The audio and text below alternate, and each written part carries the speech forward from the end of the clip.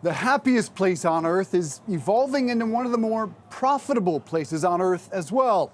Disney smashing earnings in the most recent quarter, with profit rising more than 40%.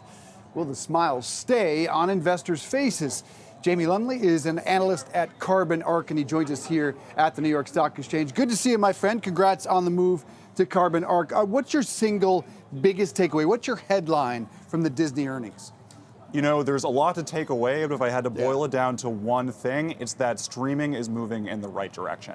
Let's not forget that it wasn't too long ago that the streaming division alone lost over $1 billion in a quarter. And now not only is it profitable, but it continues to build on prior quarters to drive some ongoing strength. How was that impacted by the price increases, though, for Disney streaming?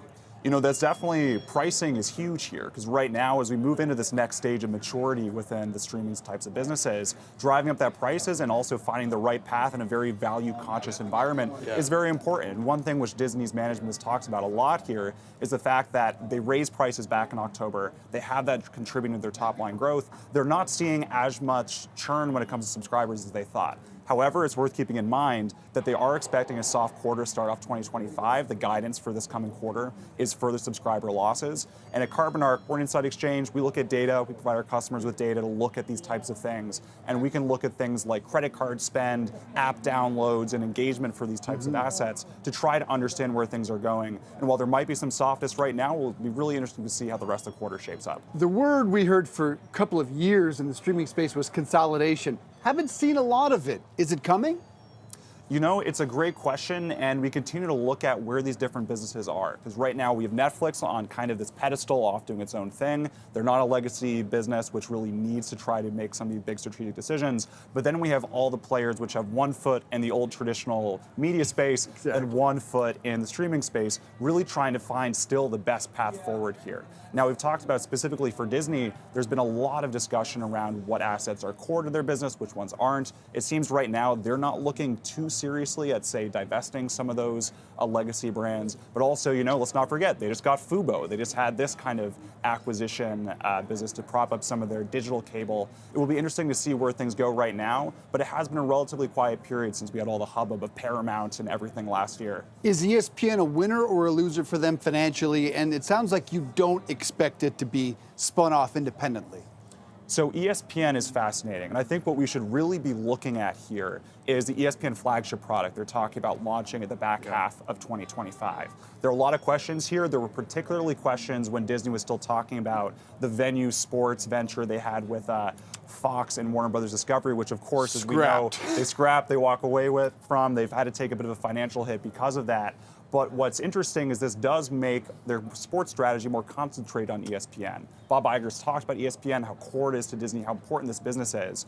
And it does seem that all the talk about divestment has quieted. The question is, what's flagship going to look like? And what is the reach and kind of value that offering really going to take shape as over the course of this year? Yeah, I heard Jimmy Pitaro speak recently, and he mentioned flagship about a dozen times. Clearly a priority there at the mothership. So Disney recently announced $60 billion in park upgrades. And to most people out there, it's still a company that's all about the parks.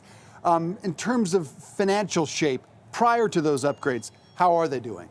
Well, if we think about Disney's parks, the past few years have obviously been tumultuous. I mean, we look at the closures early on in the pandemic. We've looked at the resurgence of demand after that. It's kind of hard to do some year-over-year comparisons as we look at when different parks came online and how things are doing. Most recent performance, kind of before that announcement back at end of 23, about those $60 billion in CapEx over the next 10 years, we've seen relative stability in the U.S. parks. They're doing fairly well. Last quarter didn't necessarily light things on fire, you know, relatively minimal growth there. But international continues to be a very bright spot for Disney here. We've seen very strong growth on the international front. Disney's talked a lot about Paris, what's going on there. They've seen some very strong growth. And then also, parks aside, the cruise business is definitely one area where Disney is continuing to really invest. Yeah, I wanted to ask about that because their competitors, Carnival, Norwegian, Royal Caribbean, are up 60, 70, and 120% in the last 12 months. How are they keeping up in cruise line? Well, if we look at Disney's plans, they had Disney Treasure come online at the end of last year. They have 2 ships slated to come online this year. So if we think about the investment, they're really putting their money where their mouth is when it comes to their cruise business, and obviously have high expectations there. The challenge, of course, for Disney as they dramatically increase the volume of their the cruise ships, the number of people that they can have on those cruise ships, is making sure that occupancy rates still stay high and they can continue to deliver that value at a bigger scale that they've historically focused on with their cruise lines. Such a diversified company. We now touch on the box office, which crushed it in 2024, led by, of course, Moana, $2 billion. Overall in 24, what were the numbers for Disney at the box office, and how can they possibly follow that up? You know, that's the big question, and also the biggest challenge for Disney is seeing the strong performance and then replicating that year after year.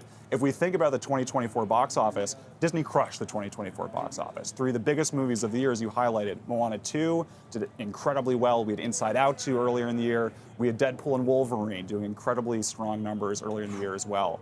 And when we think about Disney, one of the data assets we have at Carbon Arc is looking at OTT genre streaming performance. So thinking about what sort of titles, what genres people are looking at. And historically, three of the strongest ones are animation, action, sci-fi. If we think what Disney does really well, it's those categories. So if they can continue to deliver on really performing well in these areas, they can continue to do this in 25. But one of the big things which Bob Iger was brought back to do is to bring this consistency back, be very deliberate with how they're investing in their content structure, both for the box office, both through traditional linear distribution and streaming. I'm curious because you mentioned Moana, Inside Out, Deadpool, and Wolverine. The other thing those have in common is they're all franchises. Do they expect to continue in those franchises or attempting to roll out new ones? So this is obviously one of the biggest challenges for a big media company like Disney. They've seen that sequels can be incredibly successful. I mean, we think about the biggest movie for them coming this month. They have the next Captain America, Brave New World, coming in just a week. And right now, obviously, Disney owns some of the biggest franchises on the planet. We think about Marvel, we think about Star Wars, we think about a variety of their different animated franchises. These historically have been quite successful, but also it's worth remembering that Marvel hasn't necessarily had the smoothest path post-Endgame. No. If we think about the next generation of these movies, not all of them have been, home runs. So Disney right now is trying to strike the right balance, and Bob Iger is really focused on this and getting their entertainment division on the right track by having the right balance of continuing to deliver franchises that fans know and love, while also pushing the ball forward, introducing new content, new stories, and trying to find what the next Inside Out might be. It was their first year over $5 billion since pre-COVID, so certainly some major progress there. You mentioned, of course, Bob Iger, and for years now we've been wondering about the succession plan. Where are we? It's a great question. I think everyone's on the edge of their seat trying to figure out or listen for what's next, because so far we haven't really heard that much from Disney Gotten really itself. quiet, right? It's been quite quiet. And really what I think how Disney's approaching this right now is what was Bob Iger's remit? He's trying to get streaming back to profitability, get the content engine firing on all cylinders in his latest stint as CEO. And it seems like things are moving in the right direction on those fronts. We see profitability in streaming. We're seeing box office results. Once the consistency is there, and once that kind of ship has been righted, then we might figure out who the new captain is. In terms of what I've heard, certainly the entertainment division is so critical to everything that Disney does. Right. And the leaders in there, thinking about Dana Walden, for example, could be a good fit. But again, it's anyone's guess until we hear more from how Disney's thinking about this. Dana's certainly the name I've heard the most, with the exception that second place, Jimmy Pitaro, but does that seem like an underdog? Well, it's hard to say what exactly is going on behind the closed doors in the Magic Kingdom right now. Certainly, we've heard that there are a number of very capable leaders at Disney, and we've seen the performance and turnaround of some of these segments. But it's really hard to say.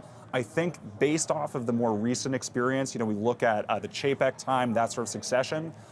Content really is a thing Disney wants to get right first, which is why someone with that experience, like a Dana Walden, might be best suited. But at the same time, as you've mentioned, Disney, one of the most diverse businesses out there. We have sports, we have entertainment, we have parks. There's so many different moving pieces here. And because of that, we shouldn't discount anyone in some of the other divisions. And because of Bob Chapek, it is just so important for the future of this company to get it right this time. Final question is, you started with streaming. Let's end with the king of streaming. How big is Netflix lead? How do you categorize that?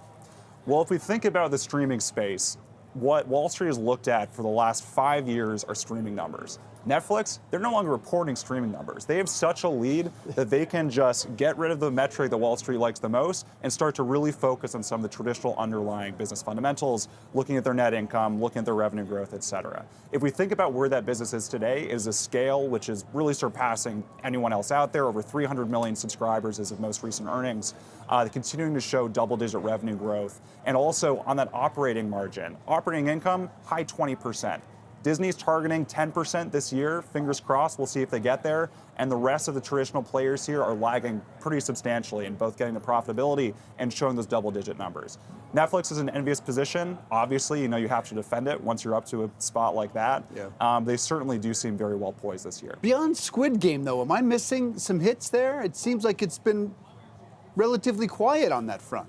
Well, we should also remember that, just not necessarily specific to Netflix, we're coming off the 2023 writer strikes, really disrupting a lot of the content flow in 2024. Squid Game 2 obviously did quite well. And one of the interesting things about Netflix is you don't really know where the next hit's going to come from. They've taken this content strategy for so long of trying to be something for everybody, hitting on a lot of different genres. Talked about before what we've seen in the data for the most important subgenres. Netflix does all of them. So they're really taking this broad bet. And the hit, no one had ever heard of Squid Game before it came out. We don't know what might be next there. I didn't see season 2. You? I gotta say I was a fan. I just it was pretty a couple good? weekends ago. I'd recommend if you have the time. Okay, I'm in.